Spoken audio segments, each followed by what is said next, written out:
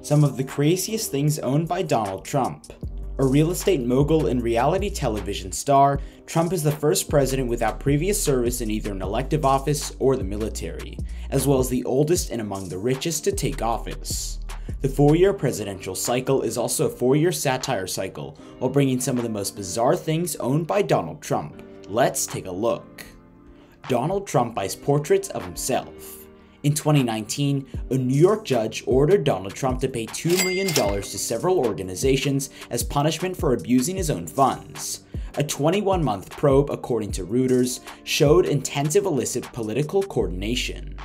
For example, the Trump Foundation spent $100,000 in 2007 to settle a legal issue at Donald Trump's Mar-a-Lago club. Trump has categorically rejected any misconduct.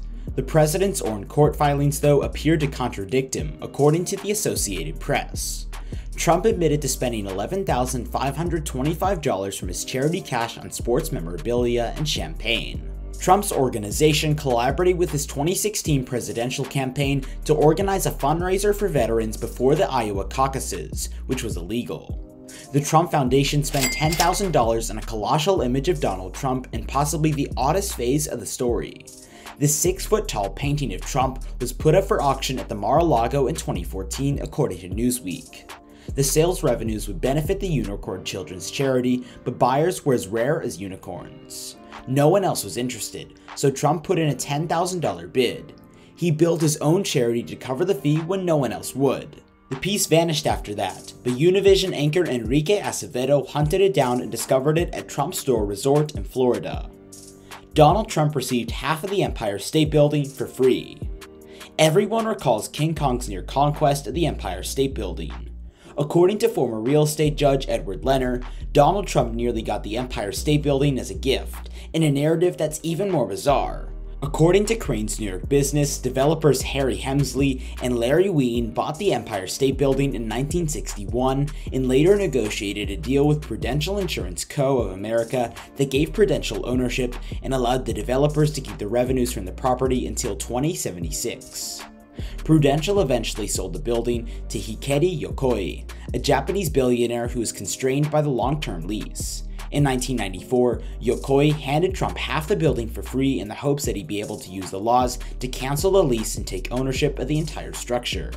This was a big win for Trump, who had previously defaulted on $1 billion in debt from earlier investments. In 1995, Trump filed a lawsuit against Empire State Building's leaseholders, stating that they had made a mess of the building and turned it into a laughingstock, in violation of the lease. Judge Leonard, on the other hand, found Trump's arguments unconvincing. The building was sold to the leaseholders in 2002 by Trump and his co-owner. Donald Trump allegedly stole his coat of arms. According to the BBC, coats of arms were first worn on soldiers' shields in the 12th century and have since come to represent the aristocracy. If you want your family or related organization to get a coat of arms in the United Kingdom, you must first get authorization from the College of Arms. Adopting another family symbol is illegal in the United Kingdom. Donald Trump, on the other hand, is accused of breaking both of these rules.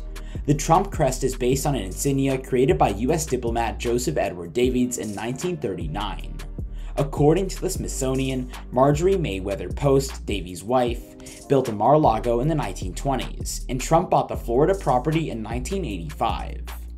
Ex-Senator Joseph Tiedlings, Davies' grandson, later noticed the clone coat of arms. Though a few embellishments were added, the most notable change was switching the text from integritas, the Latin word for integrity, to Trump. Donald Trump's strange history of fake Time magazine covers. Moreover, Greta Thunberg, a 16-year-old climate activist, was voted Times Person of the Year in 2019, and President Donald Trump, 73, retaliated by insulting her on Twitter. According to Newsweek, Trump responded with an inflammatory tweet, calling the decision ridiculous and accusing Thunberg of having an anger management problem. His re-election campaign then tweeted a Photoshop version of Time's cover, with Trump's head superimposed on Thunberg's body and a list of the president's alleged accomplishments. It wasn't the first time a phony Time cover was created to honor Donald Trump. What makes this occurrence even stranger is that Trump was featured on a Time cover in 1989 and was chosen Person of the Year in 2016, giving him actual covers that he could have utilized. In exchange for an interview and a big photo shoot, the president tweeted that the Journal had contacted to say he would probably designate him Person of the Year for the second year in a row. Time, on the other hand, refused to solicit such favor. Donald Trump's Scottish border wall. When you look up border wall in a dictionary, you'll see an image of Donald Trump on the opposite side. On the campaign trail, he famously stated that Mexico will pay for a wall along the US-Mexico border, much to the joy of his followers. According to Politico, Trump was so adamant about building it that when Congress refused to fund his demand for $5 billion in the border wall late in 2018, he refused to fund the government just days before Christmas, resulting in a 35-day shutdown. The current government shutdown is the longest in US history. Apparently, Trump believes in border walls so much that he also built one in Scotland. According to the BBC, Trump purchased a former shooting estate north of Aberdeen in 2006. He intended to develop his property into a 1,500-acre golf resort. Unfortunately for Trump, several locals in the area thought his vision was a bad one. David and Mariah Milne were adamant about not allowing the resort to set up shop. Trump attempted to purchase their home, but they refused.